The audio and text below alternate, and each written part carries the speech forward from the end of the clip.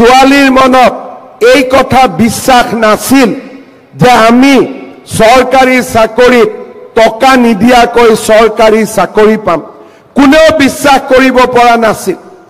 আৰু চাওঁতে চাওঁতে সৰু এটা চাকৰিৰ বাবে টকা দিয়া, ঘোষ দিয়াৰ পৰিমাণ 1 কোটি টকালৈকে বৃদ্ধি পাইছিল।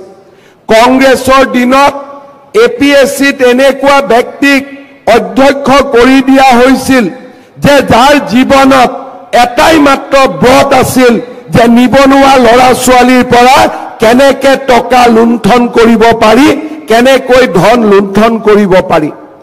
আৰু এনেকুৱা এটা পৰিৱেশ আছিল যে অংগনবাদী কৰ্মী, আশা কৰ্মী নিযুক্তি দিবৰ বাবেও ধনৰ লেনদেন হৈছিল। আজি আমি সেইখন অসম এটা যুগৰ পৰা আন এটা যুগলৈ পৰিৱৰ্তনৰ বাবে কাম কৰিছো। কংগ্ৰেছৰ দিনত থকা পংকিলতাক আঁতৰাই আজি আমি স্বচ্ছতাৰ এটা নতুন দিগন্তলৈ গতি কৰিছো। কোনোবাই সুধিছে যে আমাক প্ৰশ্ন কাকতখন ঘৰত আনিব দিব লাগে, আমি কৈছো ঘৰলৈকে লৈ যাওক। কোনোবাই কৈছে যে আমাক OMR চিটখন চাব দিব লাগে, আমি কৈছো সেইখনো লৈ যাওক। কতো কোনোবাই কৈছে যে প্ৰশ্নৰ উত্তৰ কেইটা আপোনালোকে এনসাৰ কিটো ঠিক কৰি বনাইছে নে নাই তাকো আমি চাব খুজিছো, আমি কৈছো সেইটো চাই লওক। স্বচ্ছতাৰ এটা নতুন দিগন্তলৈ আমি গতি কৰিছো। আজি অসমৰ যুৱক যুৱতীৰ মাজত এটা ভাবিব নোৱাৰা আত্মবিশ্বাস আহি পৰিছে। ঋণাত্মক পৰিৱেশবিলাক সলনি হৈছে আৰু লাহে লাহে এটা আন্দোলন বিবৰ্জিত পৰিৱেশত আমাৰ ৰাজ্যখনলৈ স্থায়ী শান্তি আৰু বিকাশৰ ধাৰা উভতি আহিছে। মই 3 বছৰ আগতে এই খেলপথাৰত যেতিয়া স্বাধীনতা দিৱসৰ পতাকা উত্তোলন কৰিছিলো, তেতিয়া মই ৰাইজক এটাই আহ্বান জনাইছিলো যে আমাক এটা আন্দোলন বিবৰ্জিত পৰিৱেশ দিয়ক, আমি অসমত এক নতুন দিগন্তলৈ লৈ যাম। আজি আপোনালোকে দেখিছে ৰাজহুৱা খণ্ডত নিযুক্তি হওক, অসমত উদ্যোগীকৰণৰ বাতাবৰণ হওক বা আত্মনিৰ্ভৰ অসমৰ ফালে এক নতুন যাত্ৰা, সোণখেৰীয়া যাত্ৰা আমি আটাইবিলাকতে আজি সফল হ'ব পাৰিছো। মই নিজেও গম পোৱা নাছিলো যে আমি কিমান সফল হৈছো। যোৱা পৰহি দিনাখন অসমৰ জাগিৰোডত সেমি কণ্ডাক্টৰ ইণ্ডাষ্ট্ৰি আমি আনিছিলো। ময়ো গম পোৱা নাছিলো যে কিমান ডাঙৰ ইণ্ডাষ্ট্ৰি আমি অসমত আনিছিলো। কিন্তু যোৱা পৰহি যেতিয়া কৰ্ণাটকৰ মন্ত্ৰী এজনে কান্দিব আৰম্ভ কৰিলে যে কৰ্ণাটকৰ পৰিৱৰ্তে অসমত কিয় এই উদ্যোগ গ'ল, তেতিয়া মই বুজি পালো যে অসমে আজি এক নতুন দিগন্তলৈ গতি কৰিছে আৰু কৰ্ণাটকৰ দৰে ৰাজ্যয়ো আজি অসমৰ সফলতাত ঈৰ্ষান্বিত হ'বলগীয়া হৈছে। তাতকৈ মোৰ জীৱনত আন ডাঙৰ প্ৰাপ্তি আন একোৱেই হ'ব নোৱাৰে, তাক মই বিশ্বাস কৰোঁ। আজি আমি ইমান দিনে অভিযোগ কৰিছিলো যে কৰ্ণাটকত উদ্যোগীকৰণ হৈছে, অসমত কিয় উদ্যোগীকৰণ হোৱা নাই। আজি কৰ্ণাটকৰ মন্ত্ৰীয়ে আজি ৰাজহুৱাভাৱে কান্দিব আৰম্ভ কৰিছে যে অসমত কিয় উদ্যোগ হৈছে, কৰ্ণাটকত কিয় উদ্যোগ হোৱা নাই। তাতকৈ ডাঙৰ চাৰ্টিফিকেট কিজানি আন কোনেও দিব নোৱাৰে, যি ডাঙৰ প্ৰমাণ পত্ৰ কংগ্ৰেছৰ মন্ত্ৰীজনে আমাক দি থৈ গ'ল, কৰ্ণাটকৰ মন্ত্ৰীজনে আমাক দি থৈ গ'ল। শ্ৰদ্ধাৰ যুৱক যুৱতী বন্ধু বান্ধৱীসকল, মই যেতিয়া অসমৰ আন ৰাজ্যবিলাকত গৈ কওঁ যে আমি এনেকুৱা এটা স্কিম আৰম্ভ কৰিছো যে ল'ৰা ছোৱালীক আমি নিজৰ ভৰিৰ ওপৰত নিজে থিয় হ'বলৈ 2 লাখকৈ টকা দিম, কোনো মৰ্টগেজ নলওঁ, কোনো কাগজ নলওঁ, আৰু আমাক 1 লাখ টকা ঘূৰাই দিব কেতিয়া, 3 বছৰ তেওঁলোকে গেপ দিব। আজি যদি মোৰ 2 লাখ টকা সম্পূৰ্ণ হয়, মই 3 বছৰ এই 1 লাখ টকাটো ঘূৰাই দিব নালাগে, আৰু তাৰ পিছত আমি পৰৱৰ্তী 5 বছৰত এই টকাখিনি সৰু সৰু ইনষ্টলমেন্টৰ জৰিয়তে আমি উভতাই দিম 1 লাখ টকা আমি উভতাই দিব নালাগে আৰু বাকি 1 লাখ টকা আমি কেতিয়া উভতাই দিয়া সম্পূৰ্ণ কৰিম 8 বছৰ পিছত মই যেতিয়া জেনেকে এনেকুৱা ধৰণৰ আঁচনিৰ কথা কওঁ তেতিয়া মানুহে আন চৰকাৰসমূহ আচৰিত হয় ৰাইজ আচৰিত হয় যোৱাকালি মই হাৰিয়ানাত আছিলোঁ মই এই আঁচনিৰ বিষয়ে কৈছিলোঁ আৰু ৰাইজক মই কৈ আহিছিলোঁ যে আপোনালোকে মোৰ ফেচবুক চাই থাকিব অহাকালি 11টা বজাত আমি প্ৰথম 25,000 ল'ৰা ছোৱালীক এই আঁচনিৰ ধন আমি হস্তান্তৰিত কৰিম বহুতে মোক বিশ্বাস কৰা নাছিলে কয় বেংকত যাব নালাগে বোলে নালাগে কোনো কাগজো দিব নালাগে বোলে নালাগে মৰ্টগেজো দিব নালাগে বোলে নালাগে বোলে টকাখিনি যদি ঘূৰাই নিদিয়ে মই কৈছিলোঁ যে অসমৰ যুৱক যুৱতীৰ ওপৰত মোৰ বিশ্বাস আছে তেওঁলোকক আমি যেনেকে কৰিব অনুৰোধ কৰিম তেনেকে কাম কৰিব আজি হাৰিয়ানাত বহুত লোকে এই ফাংচন লাইভ চাই আছে মোক কৈছিলে যে আপুনি সঁচা কৈছে নে কি কৈছে কালি আমি চাম মই বোলো আপোনালোকে চাই থাকিব অৰ্থাৎ আজি অসমক লৈ ভাৰতৰ চুকে কোণে আমি আজি গৌৰৱ কৰিব পাৰো যে আমি এখন নতুন অসমৰ ফালে আজি আমি ধাৱমান হৈছো শ্ৰদ্ধাৰ যুৱক যুৱতী বন্ধু বান্ধৱীসকল আপোনালোক সকলোৱে জানে এই আঁচনিখনৰ বিষয়ে মই আপোনালোকক বহুত দীঘলীয়াকৈ ক'ব নালাগে মাত্ৰ 3টা কথা মই ক'ব খুজিছো এই আঁচনিখনৰ প্ৰথম ধন ৭৫,০০০ টকা আজি আমি আপোনালোকক একোখনকৈ বেংক ড্ৰাফ্ট প্ৰদান কৰিম আপোনালোকে এই বেংক ড্ৰাফ্টখন লৈ গৈ নিজৰ বেংক একাউণ্টত জমা দিলে আপোনালোকৰ বেংক একাউণ্টত ৭৫,০০০ টকা জমা হ'ব দ্বিতীয়তে এই মাহৰ ভিতৰতে আপোনালোকক আমি 3 দিনকৈ আমাৰ জিলাসমূহত প্ৰশিক্ষণ কৰোৱাম ইতিমধ্যে কিছু যুৱকৰ প্ৰশিক্ষণ সম্পূৰ্ণ হৈছে আৰু কিছু যুৱকৰ প্ৰশিক্ষণ বাকি আছে মই আপোনালোকক প্ৰতিশ্ৰুতি দিছো যে আপোনালোকৰ বেংক একাউণ্টত অহা 10 নৱেম্বৰত আমি আৰু 25,000 টকা সোমোৱাই দিম অৰ্থাৎ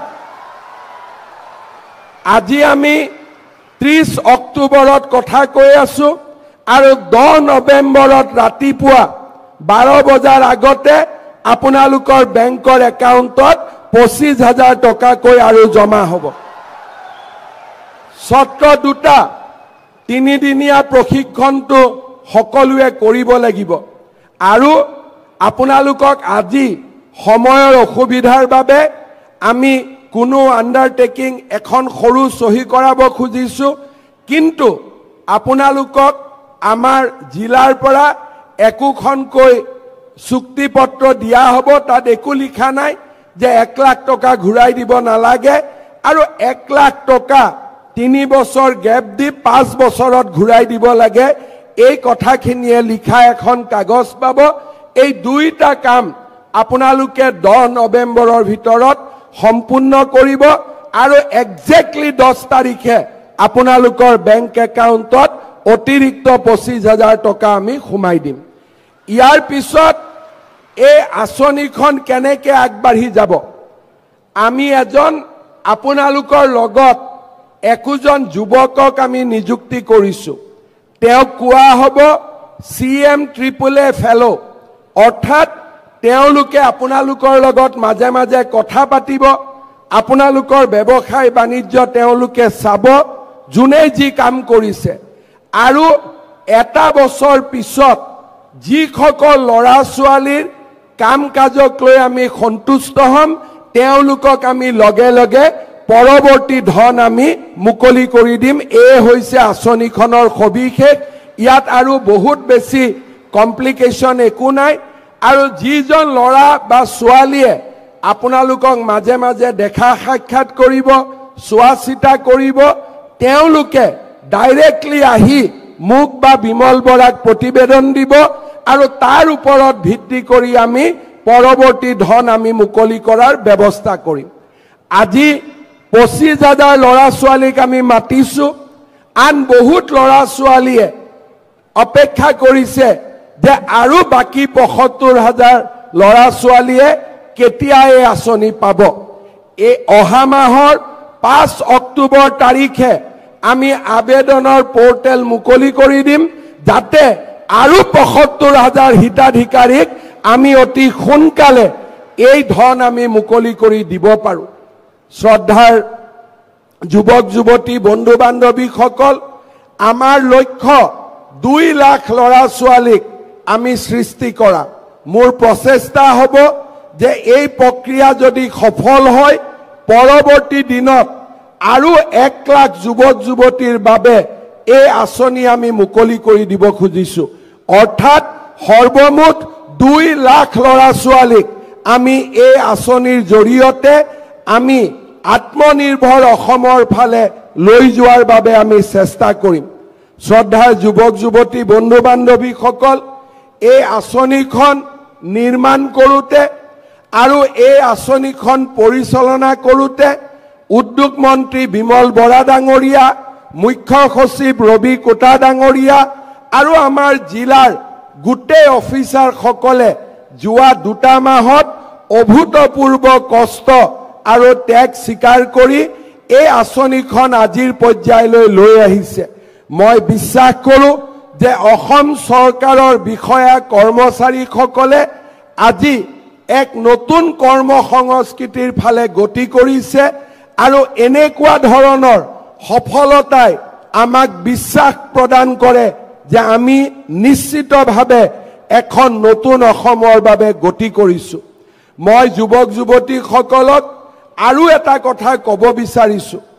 প্ৰধানমন্ত্ৰী নৰেন্দ্ৰ মোদী ডাঙৰীয়াই মুদ্ৰা আঁচনিখন আমাৰ দেশৰ যুৱক যুৱতীসকলক উপহাৰ দিছে। এই আঁচনিৰ জৰিয়তে আমি বেংকৰ পৰা 20 লাখ টকা পৰ্যন্ত আমি ঋণ পাব পাৰোঁ। মোৰ লক্ষ্য হ'ল চৰকাৰে আগবঢ়োৱা 2 লাখ টকাৰ সৎব্যৱহাৰ, এটা সিভিল স্কোৰত আমাৰ সুন্দৰ প্ৰতিফলন আৰু বেংকৰ লগত ধনৰ লেনদেন, এইবিলাকৰ বিষয়ে আমি আপোনালোকক জনাই থাকিম। আমাৰ উদ্দেশ্য হ'ল যে আজি যিসকলে 2 লাখ টকা পাবলৈ সক্ষম হ'ব, তেওঁলোকৰ যাত্ৰা 2 লাখ টকাত শেষ হৈ যাব নালাগে। তেওঁলোকে যাতে পৰৱৰ্তী দিনত প্ৰধানমন্ত্ৰী মুদ্ৰা আঁচনিৰ জৰিয়তে বেংকৰ পৰা 20 লাখ টকালৈকে লোন ল'ব পাৰে।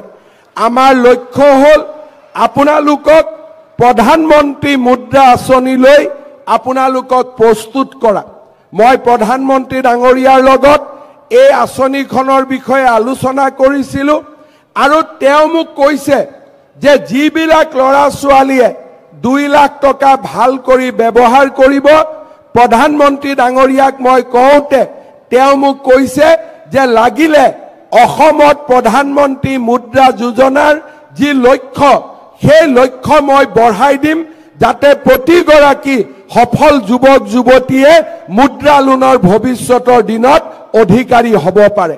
মই বিশ্বাস কৰোঁ আজি যদি এই 1 লাখ ল'ৰা ছোৱালীক, আজিৰ 25,000, পৰৱৰ্তী দিনৰ 75,000 আৰু তাৰ পিছত 1 লাখ, এই 2 লাখ ল'ৰা ছোৱালীক যদি আমি প্ৰধানমন্ত্ৰীৰ মুদ্ৰা আঁচনিলৈকে লৈ যাব পাৰোঁ, তেতিয়া আমাৰ অসমৰ সামগ্ৰিক যিটো পৰিৱেশ, সেই গোটেই পৰিৱেশটো সলনি হৈ যাব।